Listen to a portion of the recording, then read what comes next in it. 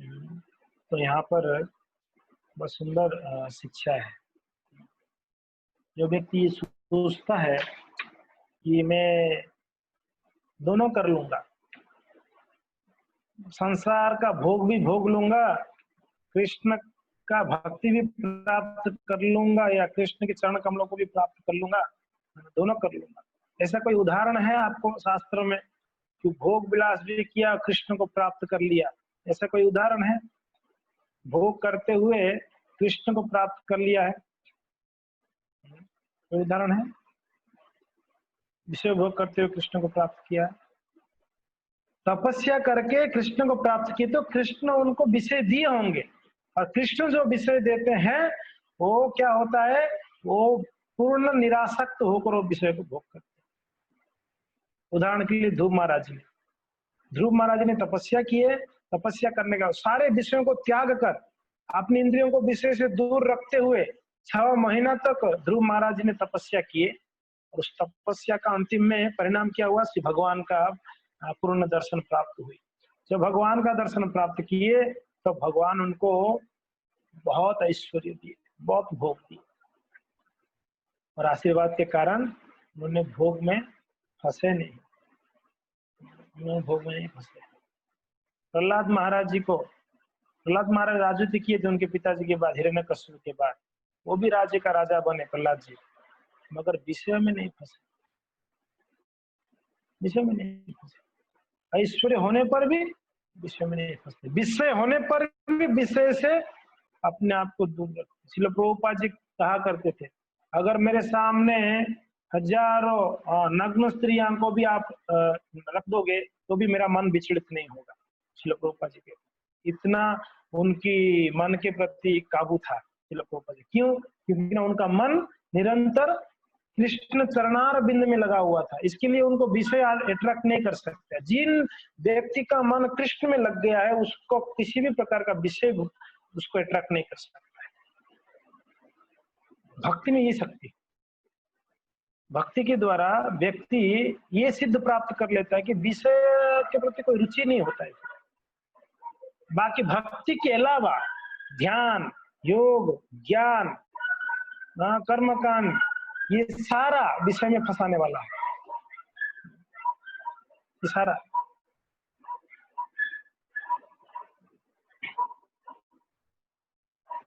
महात्मा जी का नाम क्या था? सौरी जी। सौरी मुनि ने यमुना में कई सालों तक तपस्या करे, मगर देखो इतना बड़ा तपस्वी आदमी क्या हो गया, महात्मा जी फंस गए विषय। वो भी क्या देखे, जो मछलियों का संग देख के फंस गए, भक्ति नहीं था। योग से क्या हो? फिर भक्ति में इतना शक्ति कहाँ आ जाता है? क्योंकि ना भक्ति में कृष्ण का विशेष कृपा हो जाती है ना, कृष्ण का विशेष कृपा हो जाती है। कृष्ण पूर्ण ब्रह्मचारी कृष्ण पूर्ण ब्रह्मचारी, इतने गोपियों के साथ रास खेलते हुए भी ब्रह्मचारी, गोपियों का ही शंका हो गए। अगस्त जी महाराज वो यमुना की उस तरफ बैठ के भजन करते, तो राधा रानी गोपियों ने महात्मा जी को मिलने जा रहे थे, यमुना में खूब पानी बढ़ गया था, बाढ़ जैसा आ गया था, कोई नाव नहीं था, तो बोले क्या किया जाए? तो वहां भगवान कृष्ण और उनकी सखा सब गाय चरा रहे थे, तो बोले कि नंदलाल को पूछ लेते हैं, ये बताएगा।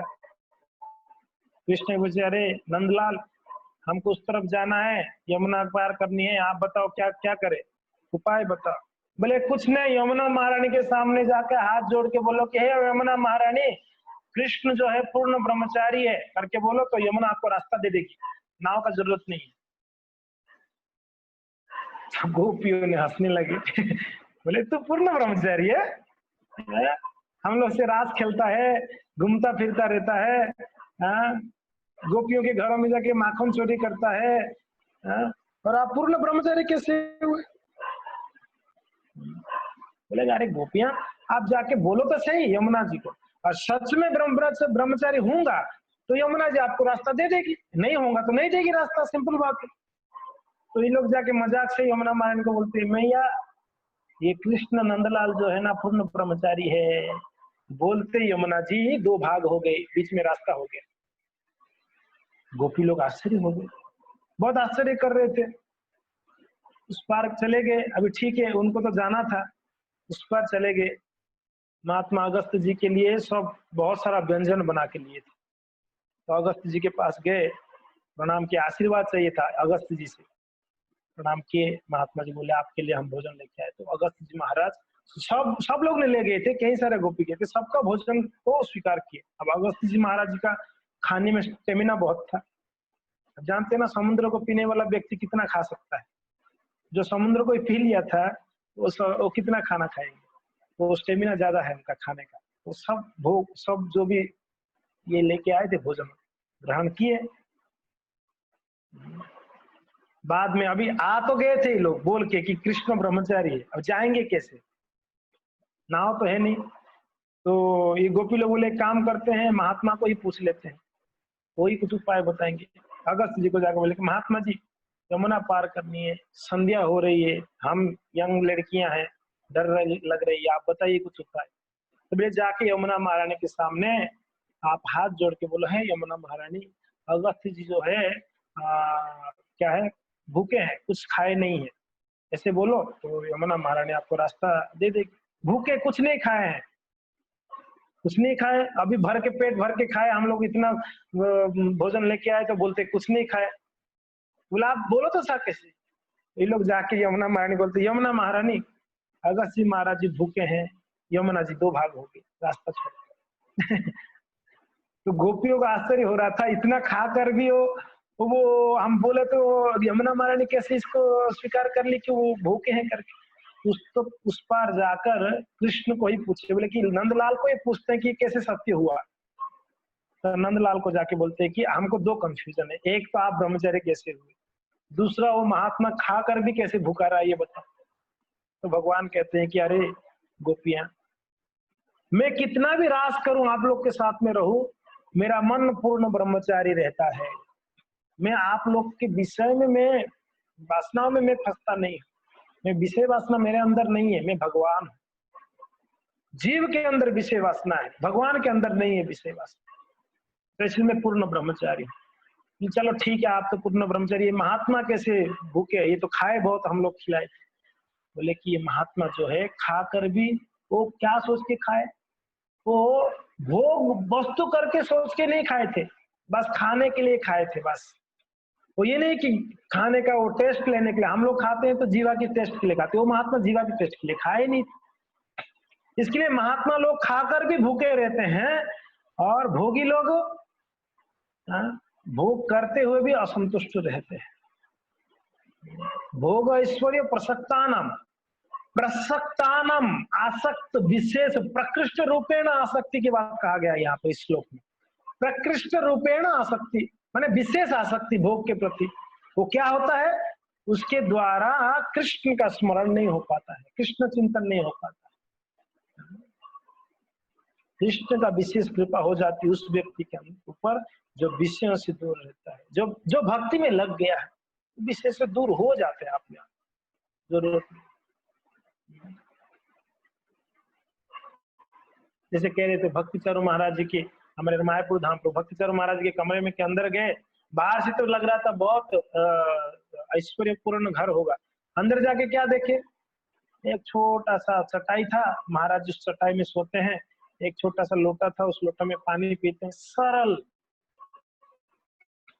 इतने बड़े विश्व प्रसिद्ध महाराज, विश्व प्रसिद्ध गुरु, इतने शिष्य प्रभुपाद जी के प्रिय शिष्य में से है, मगर उनका रूम कैसा था, बिल्कुल कोई विषय भोग नहीं, बिल्कुल निराशा। वो चाहते तो उनके पास सारा विषय था, क्यों निराशा, कृष्ण का कृपा है।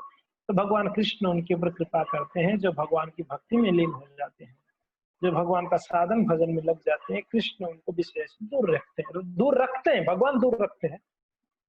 क्यों? क्योंकि भगवान जानते हैं ये विषय में फंसेगा तो मेरा भजन नहीं करेगा, इसके लिए भगवान जानबूझकर उनको दूर रखते हैं। ये कृपा है भगवान। भोग ऐश्वर्य प्रसक्तानाम त्वया अपहृत चेतसाम व्यवसायत्मिका बुद्धि समाधो न विद्यते। तो इसके लिए वो व्यक्ति समाधि को प्राप्त नहीं कर सकता है जो विषयों में आसक्त होकर विषय भोग में रहता है। जिसके लिए हम विषयों से छूटने के लिए तो प्रयत्न करना ही चाहिए, विषय से बचने के लिए। साथ साथ में हमारा भजन बढ़ानी चाहिए, भक्ति की मात्रा बढ़ानी चाहिए, शरणागति को बढ़ानी चाहिए। इसके द्वारा हम भोग विलास से कम छूट जाएंगे, धीरे धीरे कम हो जाएंगे। हरे कृष्ण।